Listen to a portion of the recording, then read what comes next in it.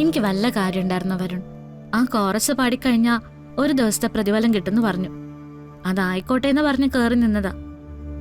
അതാ എനിക്ക് കറങ്ങിത്തിരിഞ്ഞ് ഇങ്ങനെ ആയത്. കറങ്ങിത്തിരിഞ്ഞ് എന്തായി? എടോ, പ്രിയങ്കയോ സുകുമാരിയോ ആ പാട്ട് അവരുടെ സിനിമയിൽ ഉൾപ്പെടുത്തണ്ട. പക്ഷേ പ്രശസ്തനായ ഒരു മ്യൂസിക് ഡയറക്ടർ, അതും തന്റെ അമ്മ പോലും ഗുരുവായി കാണുന്ന രാജാജിയെ പോലെ ഒരാള് തന്റെ ശബ്ദം തിരിച്ചറിഞ്ഞു. കോറസ് പാടാൻ ചെന്ന് തന്നെ കൊണ്ട് ഒരു പാട്ട് മുഴുവൻ പാടിപ്പിച്ചു. നല്ലതാണെന്നുള്ള അഭിപ്രായവും പറഞ്ഞു. എടോ, ഇത്രയൊക്കെ തന്റെ ജയമല്ലേ? പിന്നെ അത് കഴിഞ്ഞ് സുകുമാരി വന്ന് കാശിന്റെ അഹങ്കാരം കാണിച്ചുവെങ്കിൽ അവരാ വഴിക്കങ്ങ് പോട്ടെന്നേ. വരുൺ പറയുന്നൊക്കെ സത്യ. പക്ഷെ ഞാനും ഇടയ്ക്ക് ആലോചിക്കാറുണ്ട്. അമ്മയുടെ സംഗീതം എനിക്ക് കിട്ടിയിട്ടുണ്ടെന്നാ എല്ലാരും പറയുന്നത്. പാടിക്കഴിഞ്ഞാലും നല്ല അഭിപ്രായ. സിനിമയിൽ പാടിയോന്ന് ചോദിച്ചാ പാടി. ആരെങ്കിലും കേട്ടോന്ന് ചോദിച്ചാ ഇല്ല. മായാജാലവാ. എടോ, തന്റെ കൃഷ്ണൻ മായാജാലത്തിന്റെ ആളല്ലേ? അവസാനം നോക്കിക്കോ, ഇങ്ങനെ കളിപ്പിച്ച് കളിപ്പിച്ച് അവസാനം ഒരു നല്ല പദവി എടുത്ത് കയ്യിലോട്ട് വെച്ചുതരും. അപ്പോഴേക്കും കുഴിക്കടിയിൽ പോയിട്ടുണ്ടാവും. ഈ ആളാണോ നല്ല കോൺഫിഡൻസ് കാണിക്കുന്നത്? ഇപ്പോ ഞാൻ ഇന്റർവ്യൂവിന് പോയിട്ട് നല്ല തളർച്ചയോടെ വന്നിരുന്നാല് ഇനി അരമണിക്കൂർ നീണ്ട ഒരു ക്ലാസ് ഉണ്ടല്ലോ, മോട്ടിവേഷൻ. അതെന്താ സ്വന്തം കാര്യത്തിൽ അപ്ലൈ ചെയ്യാത്തത്? താൻ പേടിക്കണ്ട.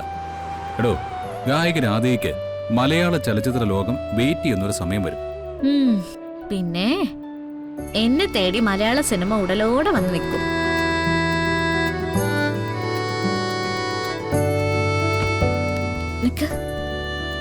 രാജാജി സാറ്,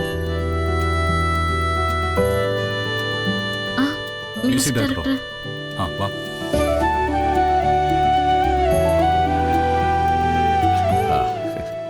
നമസ്കാരം. നമസ്കാരം. സാറെന്താ ഈ വഴിക്ക്? എനിക്ക് വഴി വരാൻ പാടില്ല. അയ്യോ, അതല്ല, ഞങ്ങളിപ്പോ സാറിന്റെ കാര്യം സംസാരിച്ചുകൊണ്ടിരിക്കുകയായിരുന്നു. അത് ശരി.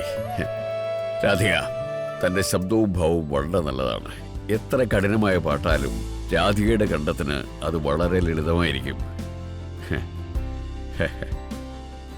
ഇന്ന് സ്റ്റുഡിയോയില് എന്റെ സംഗീതത്തിൽ രാധിക പാടിയ പാട്ടില്ലേ, സത്യം പറഞ്ഞാൽ അതെന്നെ ശരിക്കും വിസ്മയിപ്പിച്ചു. എത്രയോ പ്രശസ്തരായ ഗായകരുടെ റെക്കോർഡ് ചെയ്യപ്പെട്ട ആദ്യ ഗാനം ആരും കേൾക്കാതിരുന്നിട്ടുണ്ട്, അറിയോ? ഇപ്പോ അത്തരം കാര്യങ്ങളൊന്നും മനസ്സിൽ കൊണ്ട് കിടക്കണ്ട. നമ്മൾ ഒരു വഴിക്ക് പോകുമ്പോൾ ചെറിയ ചെറിയ ചുള്ളിക്കമ്പുകൾ മുകളിൽ നിന്ന് വീഴും. കൊച്ചു കൊച്ചു മുള്ളുകൾ താഴെ ഉണ്ടാവും. നമുക്ക് താങ്ങാവുന്നൊക്കെ ചവിട്ടി അപ്പുറത്തേക്ക് പോവാ. അല്ലാത്തതിനെ മാത്രം ഒതുക്കി വെച്ച് മുന്നോട്ട് പോവാ. സത്യം പറഞ്ഞാല് ഇത്രയും ശബ്ദമുള്ള ഒരാളെ ഏതോ പൂർവ്വരാഗത്തിന്റെ പേരിൽ അപമാനിക്കുന്നത് കണ്ടപ്പോ എനിക്ക് വിഷമം തോന്നി. പിന്നെ കാലം കുറച്ചായി പണക്കാരുടെ ഇത്തരം വിനോദങ്ങൾ കണ്ടു തുടങ്ങിയിട്ട് അതിലെനിക്ക് വലിയ അത്ഭുതമൊന്നും തോന്നില്ല. അതെ, ഞാനൊരു യാത്രയിലാണ്. നാഗർകോവിലിനടുത്ത് ഒരു കച്ചേരി ഉണ്ട്. സാധാരണ ഇവിടെ പോകുമ്പോ ഇവിടെ ഒന്ന് വന്ന് തൊഴാറുണ്ട്. എന്നാ ശരിയപ്പോ ഞാൻ വന്നിട്ട് നമുക്ക് ഡീറ്റെയിൽ ആയിട്ട് കാണാം, സംസാരിക്കാം. സർ, ഞങ്ങൾ അങ്ങോട്ട് ബന്ധപ്പെട്ടോളാം. ആയിക്കോട്ടെ. ഒരു കാര്യം കൂടി ഞാൻ രാധികയോട് പറയാം. തനിക്ക് നല്ലൊരു ഭാവിയുണ്ട്.